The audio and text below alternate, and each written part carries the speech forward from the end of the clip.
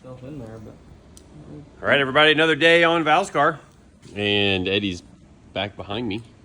Weird. Whoa. Whoa. That's a little weird. Got my bolt boy handing me bolts. Hey, at least I can be a helper. So, is that going to focus?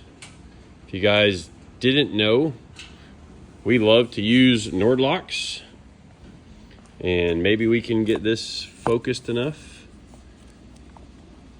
But it is 2 washers. So you see the ridges in the washer?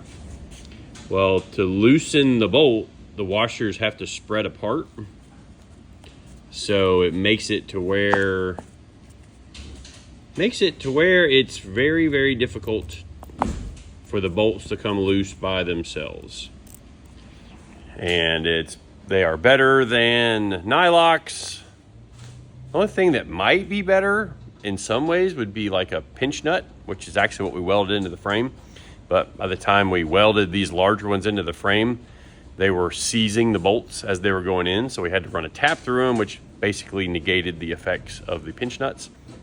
The small ones still work good, but these bigger ones, we about had a big problem with stripping actually these out. But there's the result of the super duper can. Nice tight gap. Man, that's a nice fit up. And it's not even tight yet. And you got the bolts started. Very cool. I just hope the drive shaft fits. The Fat drive. The drive shaft is definitely a little bit wider right here than we were thinking. Yeah. I guess we'll find out soon enough, because it's gonna be a squeeze. And we are all gonna be working on this thing again today to try and get some progress done. I'm gonna put Ricky on the trunk flanges when he gets here. He usually beats me here, but I beat him here this morning. That was a part-timer. Maybe he's still recovering from his time in the box yesterday, which if you saw Steve's video, we didn't post it in our video, but we did some silly stuff. Shannon needed a lot of help last night. There's a lot of toys to build. Yeah, he did. Ah, there he is. That was good timing. Oh, okay. So, yeah. Well, let's get to the intro, and then we're gonna keep on cranking on this thing.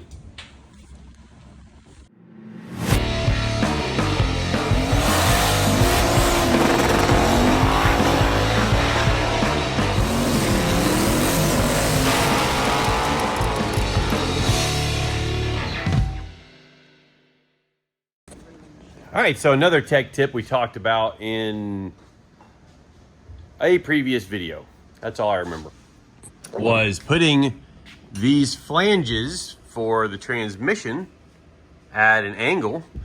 And we've got our transmission Crossmember all back from powder coat, all prettied up. And when you put it in, whoa, what just happened? Whoa. Eddie, this doesn't fit. What'd you do? It's it a. Oh, never mind. There's 2 Crossmember flanges. Yeah, there we go. Oh, I'm just messing with y'all. So, even with the powder coat, look at how close that gets. And actually, I could probably get it there. Oh yeah. Put it right up in there by hand. I'm going to keep my hand under it, but you can see as the bolts would go in it, literally just wedges itself right up in there. And instead of having to, if these were perfectly parallel with each other and it had a nice snug fit, you would have to hammer that thing all the way out, where because they're angled down here at the bottom, you can see it's got a little gap. And then as you put it up into place, it tightens up. Very cool. Little tip that you guys can use, because that's one of the things we like to do, pass on the stuff that at least we think that can help you guys. And then and we show you all the stuff we're building here in the shop. And then there's always us picking on each other. So Freaking leprechaun elf guy. wow, Picking on each other or just picking on me? job. That's what you get. It was your hood. You're welcome.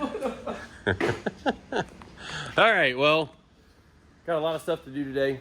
I'm going to be doing some of the wiring, or continuing on the wiring, and then I got to park myself in the car and start connecting all this stuff, as well as the other boxes that are in the car.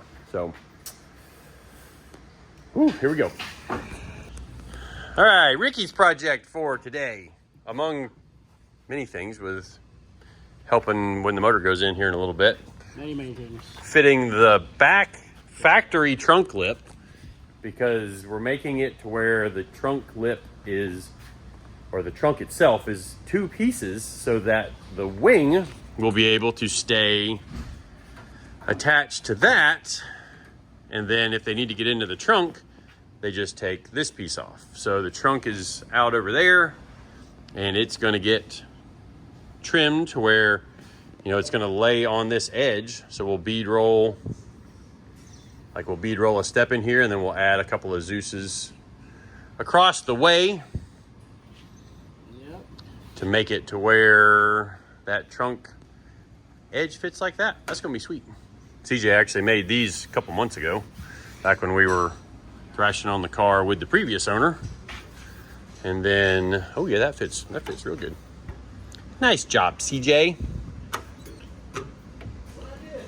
The trunk, your trunk pieces. Yeah, that's cool. So, super cool. And yep, it's gonna tear the paint up, but they're getting this thing painted. It's getting body work. It's a race car. Race car, that's right.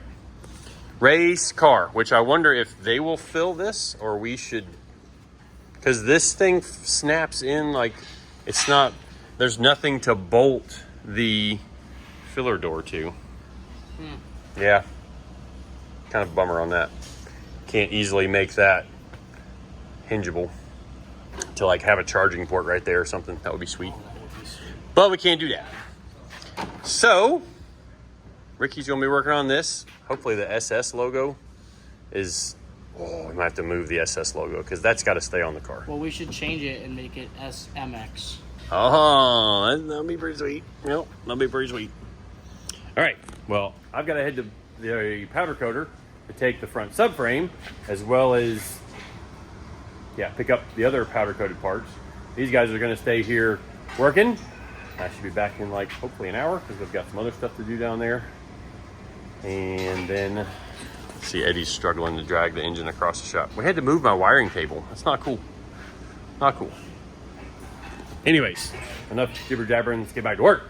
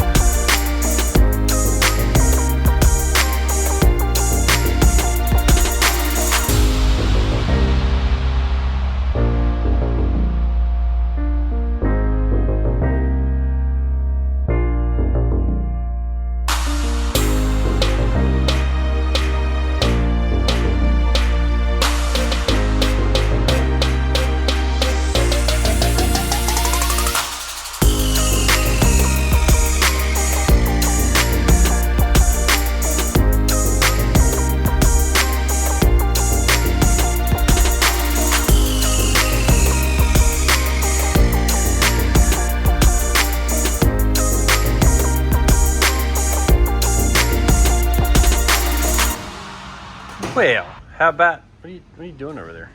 This is supposed to come off. Oh. Yeah. Oh. Stick back in. Oh. Almost broke it. Oh. Anyways, we've got that installed in there. And I might have accidentally deleted the time lapse, but we had to radius the backside of this. And you guys might have remembered my OCD notes that Steve was picking on me for. Apparently they didn't follow the instructions, because not only did they not add the third hole, like that's a hole, but it's tapped. Don't know what that's about. And then they didn't add the hole here. They also didn't radius the backside of that, because you know where this steel piece meets the back steel piece right there, it's welded, so we needed to radius it. And I mean, we did it, but it took us extra time, and we're on a time crunch. So anyways, it's nice to see it fitting back in there. Next move is to drill the holes, which this was our approximation of where the holes were with the new mid plate height. So we will drill those out actually from the inside of the car, because if you slide in here and look, there's one of the holes there. Then there's the other one up there. While all that's going on, CJ's in here popping the holes in the carbon transmission tunnel so that the tunnel will be in the car. That's all super exciting. And we're gonna actually try the drive shaft here in a little bit. You ready to stick the shaft in it? Whoa. Whoa. The drive shaft. Are you sticking the shaft in, or am I sticking The the shaft? drive shaft. Oh. Drive shaft. The shaft. Drive shaft. I guess I did. Yeah. Okay. Anyways. Yeah, we're gonna make sure that fits. You doing it right now? Oh, boxes. Oh, that's a converter for this, and more Steve Morris other parts. More Steve Morris stuff. Well, I guess we'll have to see what those are. Or about Morris. We're gonna try. We're gonna do this on camera. We're doing it live.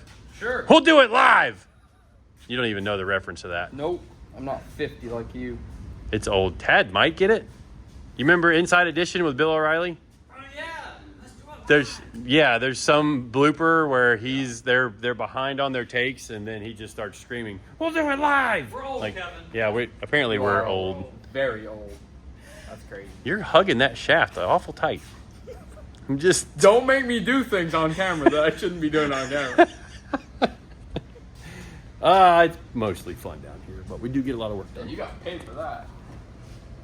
I gotta pay for that, or Steve's gotta pay No, for the that? viewers have to pay for that. Oh, okay. Should we tell him your OnlyFans account?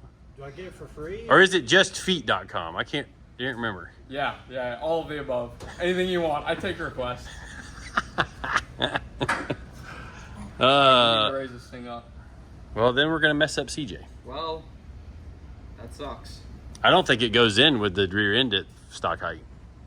We have to disconnect the shocks. We'll do that after lunch. Okay. Because I got to go pick up kids. Oh, yeah. So, yeah. To be continued. So, time for one more quick time lapse to wrap up this video. And the guys are working to put the drive shaft into the transmission. But like I mentioned in the live part here, or before this video, the rear end has to drop, because that's what you have to do to get the drive shaft in the drive shaft enclosures, or the drive shaft can, so that you can then put it in the transmission. And then once it's in the can, you can raise the rear end back up, because it's close enough where it'll go in at that point. There's enough droop in the rear end to have the drive shaft up above it. But they encountered an issue, or thought there was an issue, because the yoke went into the back of the transmission about an inch, but that wasn't fully engaged in the splines. In fact, it was only about half an inch engaged in the splines of the output shaft, but then it was not through the roller bearing. So with everything being brand new, fresh, the first time we got the roller bearings aligned in the tail shaft of the transmission, it was a bit of a snug fit and it didn't feel right to them. I'm actually gone out of the shop right now, so I wasn't there for the guys to ask me because I've had that experience before. So a few extra minutes here to verify that they weren't doing anything wrong, and they got it installed. All's good. And then they move on back into the interior where CJ is finishing the holes in the carbon fiber transmission tunnel so that they will Zeus in. And then Eddie is drilling the 5 holes that attach the mid plate to the chassis. So there's 5 really thick wall pieces of tubing welded to the mid plate hoop, and then a 1/2 inch fine thread bolt goes through that, all grade 8. Super sturdy on the mid plate, super strong, and the little the inner frame rail we did, the double frame rail we did in the transmission tunnel will make it super strong. I told Eddie to get an interesting camera angle, and this is what he gave me. So instead of 5 minutes of this, we're going to go ahead and end it here. Well, we've done some things. Eddie did some things, and CJ's doing some things. Seth's doing nothing. Look at him. Seth's here for moral support I today. did some things earlier too. You Him, just can't see them. him and Andrew out there fixing Andrew's hot rod in the parking lot. Seth is opposite of moral support. He tells us what a bad job we're doing. There you go, spinner. I mean, she's got 3/16 of an inch, approximately. Both sides perfectly. Can you see around that? Eddie did his keep spinning.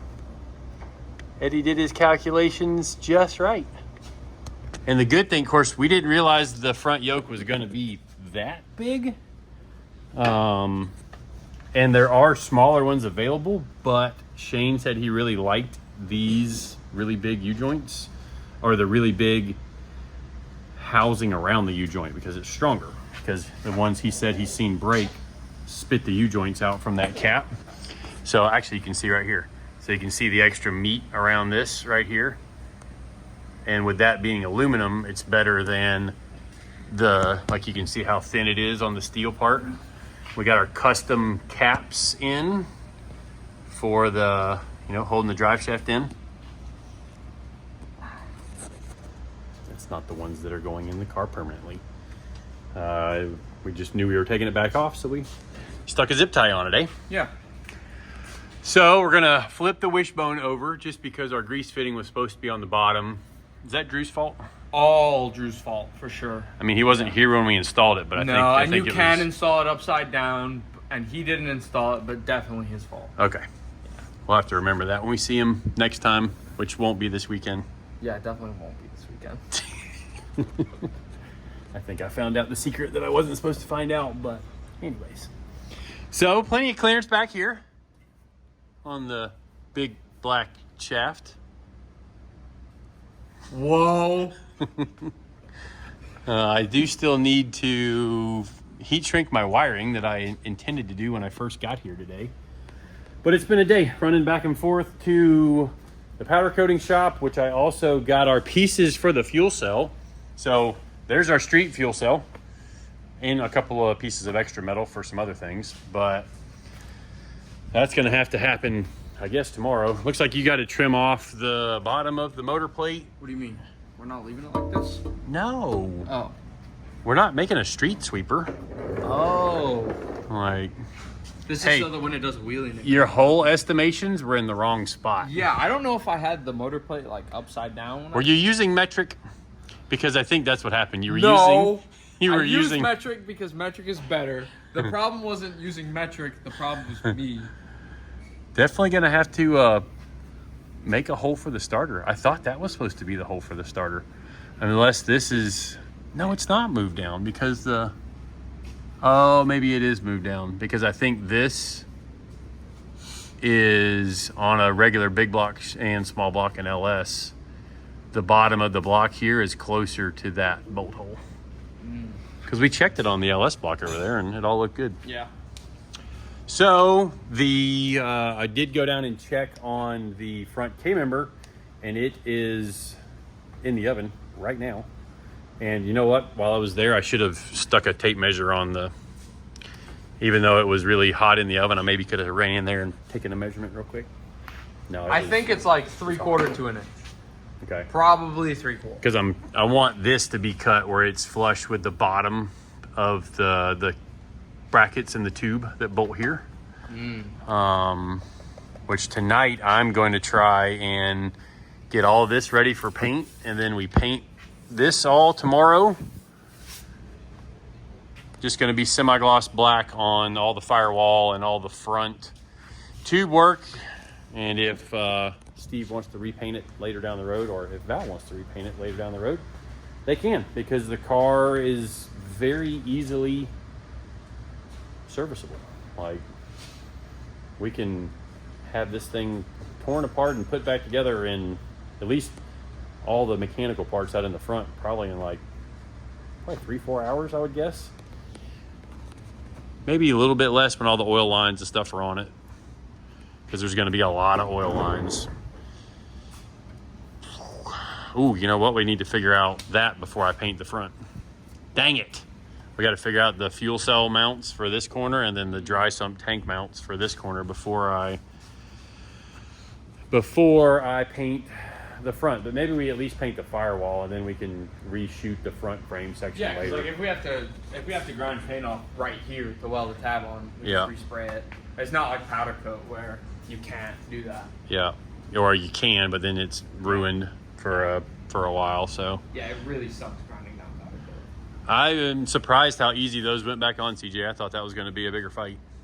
Yeah, they stock location. Yeah, very cool. That's going to make the car look totally different too when we put the front end back on it, because it's going to make this middle of the car look lower. It's going to look even. Are we gonna have to trim the front end or just like put Me it and around CJ already have a plan. Oh, my fault. You're not My a part. bad. You're not My a part bad. of this project. My bad. Wait, I'm not? Perfect. Not that project. It's 5 o'clock. I'm Maybe, going home. maybe later. All right, well, we're going to get back to work, and maybe we film it, maybe we don't. Maybe it's the end of this video, maybe it's not. I don't know. So I'm getting back to work.